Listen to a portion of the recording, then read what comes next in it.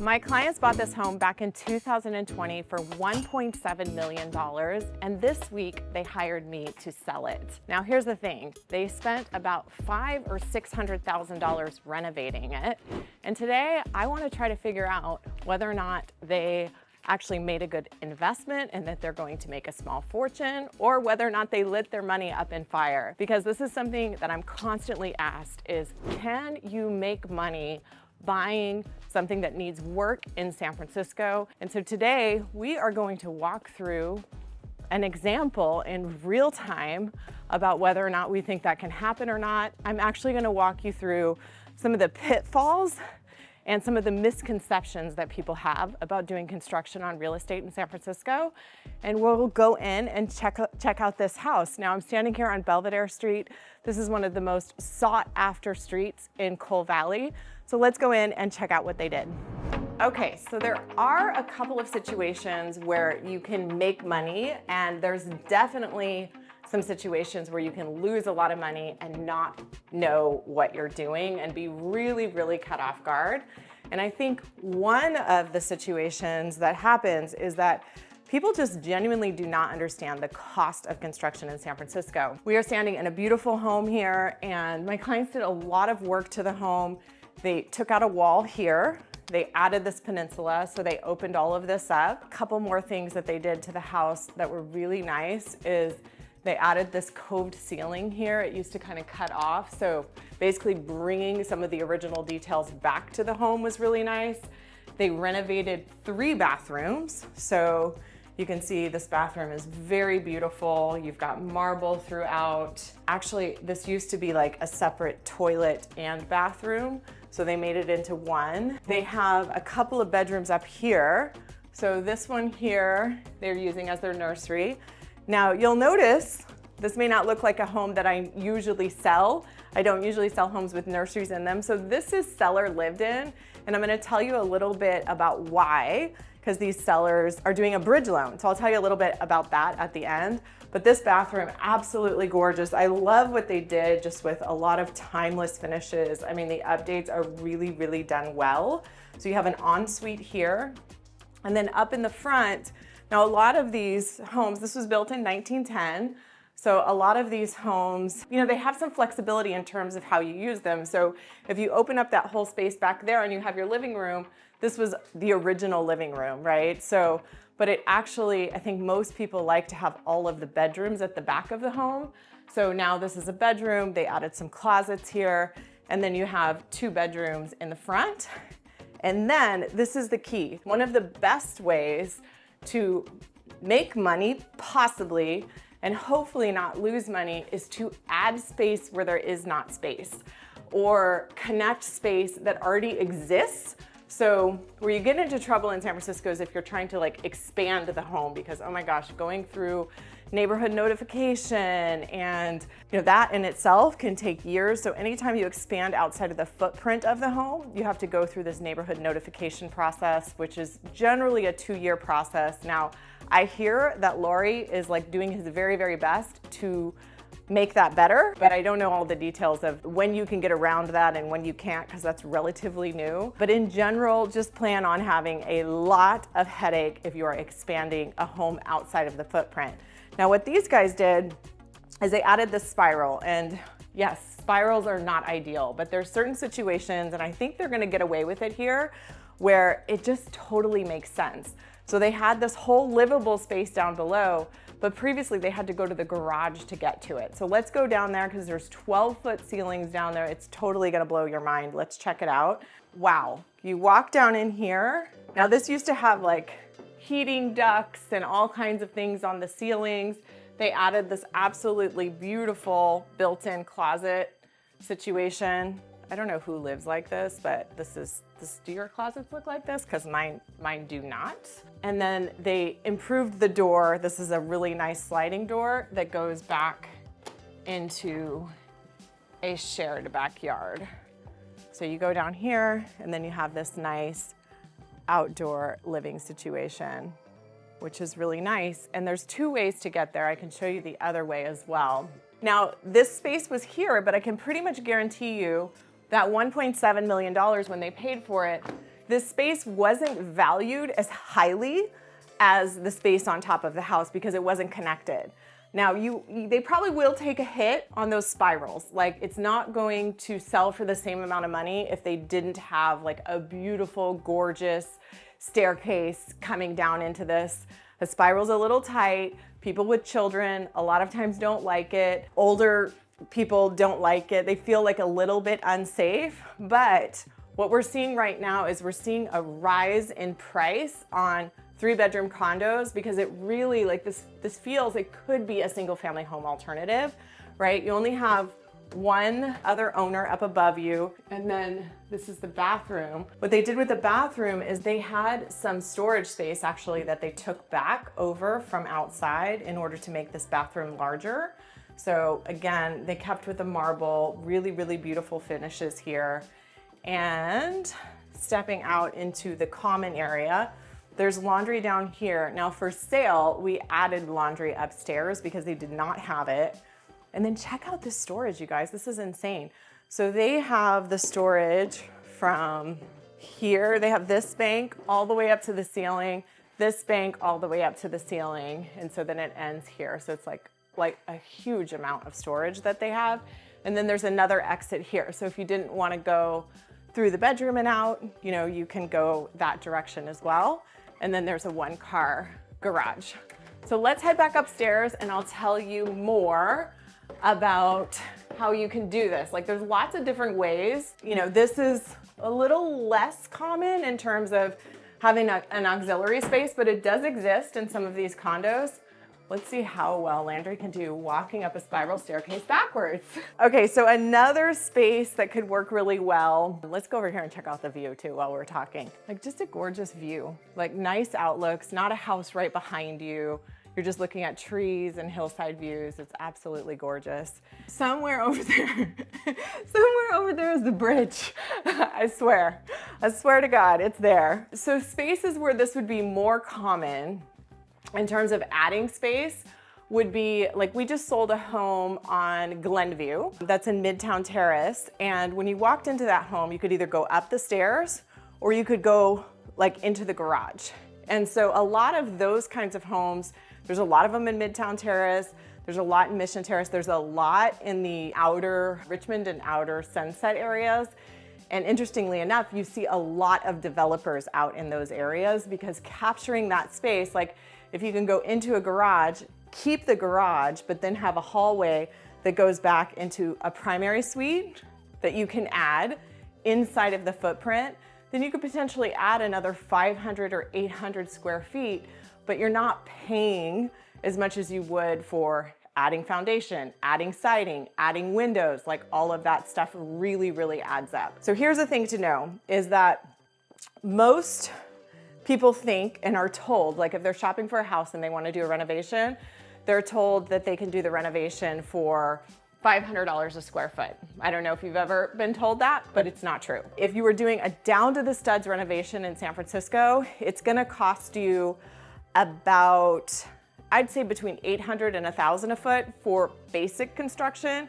And if you live on the very, very, very high end of town, then it could cost you $2,000 a foot. So I'm gonna keep talking to you, but as I'm talking to you, let me walk you around the neighborhood a little bit so that you can see a little glimpse of Cole Valley as we walk. If you're on the north side of town and you're buying, like, say, a $10 million house, my guess is that your taste might actually be higher. So here's some places where you're gonna have to be disciplined, where it can get out of control. Like if you are doing construction, one of the things that's in your control is your taste and your budget, right? It's really easy to just be like, oh, it's only an extra like $10,000 for this countertop, or it's only an extra like $20,000 for some more millwork. And those kinds of things, if you're selling quickly, can like quickly get out of the way. Just keep in mind, I think a lot of the issue is that people watch way too much HGTV. And can we notice while I'm walking here how gorgeous the street is? I mean, just look at all the trees and like, it's absolutely stunning. This is like really, I think, the best street in Cole Valley. And I'm gonna walk you down and show you the walkable strip and why people want to live on this street. As you can see, it's very, very flat. And we're gonna walk right down to Cole Street. If you are buying a place, you are not a developer, right? So you cannot get developer prices. They can get that $500 a square foot price. You cannot. And the other thing is when you're doing something for yourself, it's very, very easy to get carried away. And keep in mind that most developers, they're making like a 10 or 20% margin. So if you slip up, you get carried away with your budget, or you find out that you didn't realize that the foundation actually needs a big piece of replacement, like that can end up swinging your budget up by several hundreds of thousands of dollars. That 10 to 20%, it just can go away very, very quickly, which is why if you're staying inside of the footprint, it's a little safer. Actually, it's a lot safer in terms of being able to turn over that money. So the other thing that's gonna help you or hurt you, and this is a little bit of luck, is timing. If you do the construction for yourself and you plan to stay there for a while, that can be a win because you're getting a home that maybe you wouldn't otherwise have gotten. Actually, there was a home that Landry and I toured through for you all. Literally, it's right around the corner from here. And it is one of the prettiest homes I've ever seen. And my client bought that home. She looked for 2 years for a home that she would like to buy. And she kept saying like, oh, these finishes suck. Oh, I would do this different. Oh. So basically at the end of her 2 years, she decided the only way for her to get her dream house was going to be to do it herself. If you're planning on holding it indefinitely, then you can do that, right? You can buy whatever you want, but here's the thing is that you shouldn't plan to make money on it, but you might get lucky. So in her case, I know there were times like, I think it took 4 years by the time she got the permits and did the build, and she had a situation with a neighbor that ended up costing her like hundreds and hundreds of thousands of dollars more and cost her timing. And there were times that she'd be like asking me, what is my house worth? And during 2022, the market in Cole Valley like dropped tremendously. And I was like, let's not think about that. But then now it's on its way back up. So it actually looks like she's gonna do just fine. So let me pause for a second. We are now on Cole Street and you've got La Boulangerie behind me. And I'm just gonna keep talking to you and I want you to be able to just see like, this was like a block and a half from the house, right? And you can see a little bit of this neighborhood strip here where you've got some really great restaurants. This is Luke's Local to my right.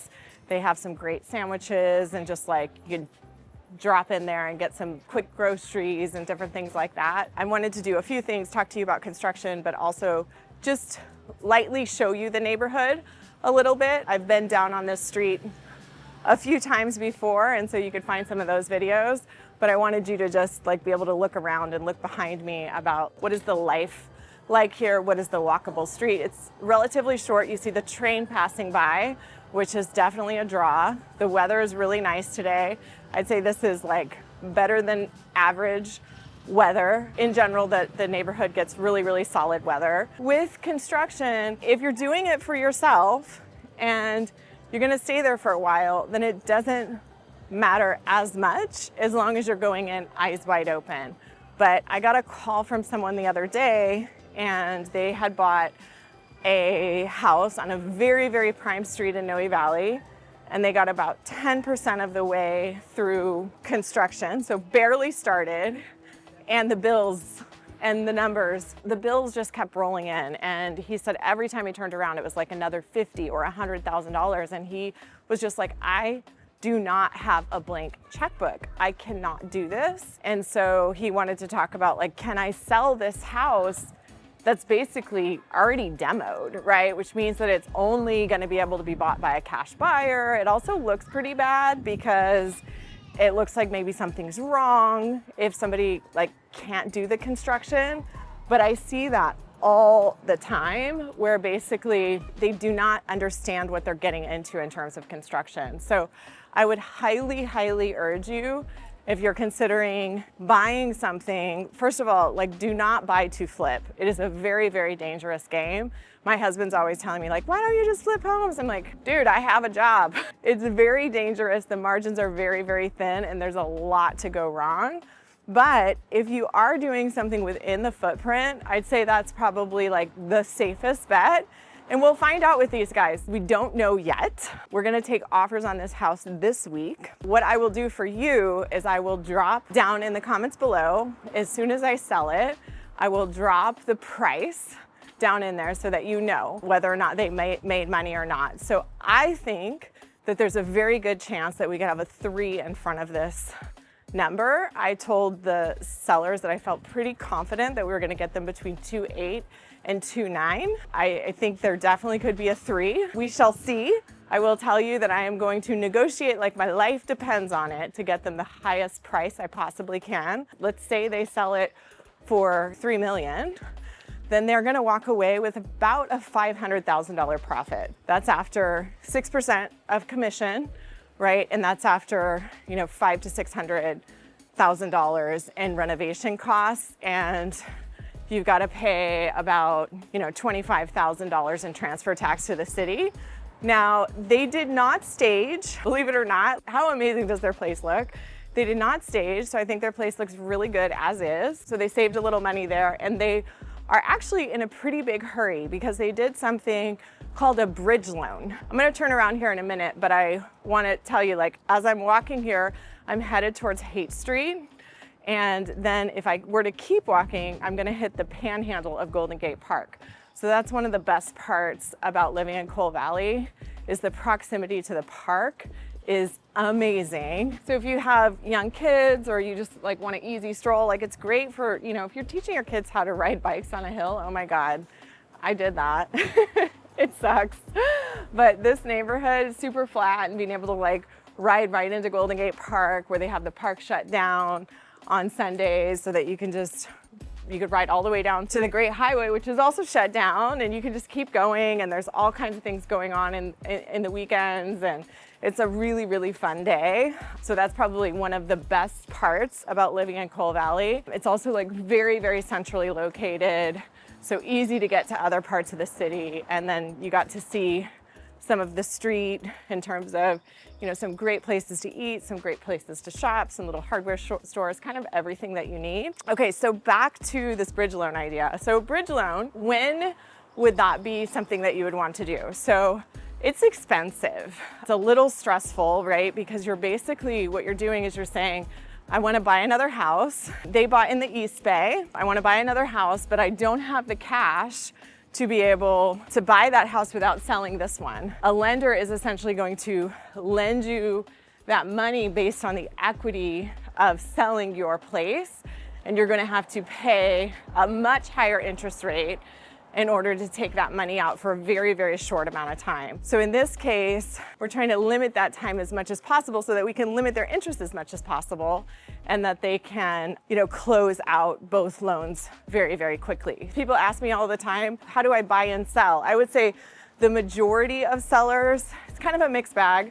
Some people have enough money where they can actually hold 2 mortgages, and I would say that is an absolute amazing luxury. Like, if you can stay put and you have enough money to get qualified for the second loan, and you have enough down payment to get that loan and then move out and move into that second home, that's amazing. Some people do not have that, and so they move out and they rent or stay in an Airbnb or figure out another situation, sell their place, get the cash, and then buy the second home. So this is kind of an in-between option to be able to do both. This ice cream shop here is awesome.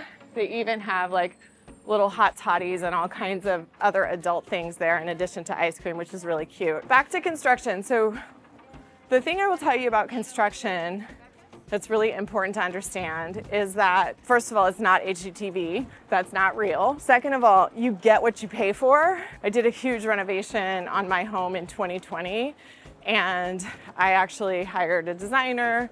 I hired the best contractor that I could afford. Quite frankly, probably would have been considered in the upper mid contractor. Fast forward 5 years later, I actually found out that my roof which is a metal roof and is about $75,000 roof, was not installed properly and is leaking. I'm like, oh, maybe I should have hired an even better contractor. I've done everything in between, right? Like I've hired like a handyman person to do a quick bathroom flip for like $25,000. Generally what you're going to get with that sort of situation is you're going to get a headache in terms of managing it. So it's like a full-time job, which I definitely can handle because I do it for work, but most people can't. Most people, that kind of thing can bring them to their knees. So that's the difference between a very expensive contractor and an inexpensive one, is all about like the time that you are going to have to spend managing the construction and potentially redoing the construction later on. And also probably coming across a lot of unforeseen surprises that they failed to tell you about because they don't know about them because they're not as experienced, right? There's this big range where sometimes the really good people, they don't want to take on a project that's less than $1 million, if you can believe that or not. When I was doing my house, we did a big renovation and I think it was about $700,000. A lot of the really good contractors, they're like, no, sorry, that's not good enough.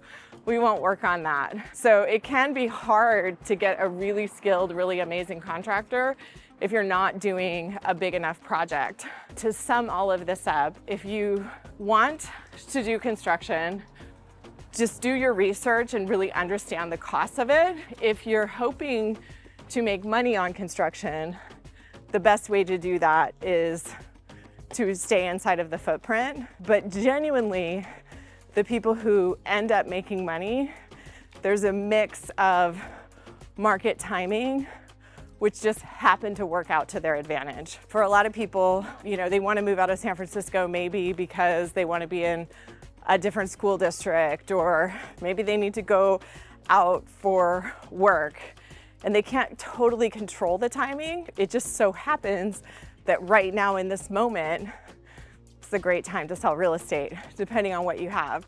So in this case, I do genuinely think that the timing and the work that they did is going to really, really pay off for them. And the other thing is to note, as I mentioned, there's probably like a $500,000 gain here. The cool thing about that is that if you're a married couple, you get a $500,000 capital gains exemption. That money is tax-free, which is pretty awesome. Everything over that, you're probably gonna pay about 30% by the time that the federal and California gets their little piece of it. So after that point, there's a bit of a diminishing law of returns in terms of your profit anyway. All that to say, if you have questions about this, I know this was a lot. You can feel free to give me a call. If you wanna check out that house that I mentioned that was remodeled, you could check out this video right here.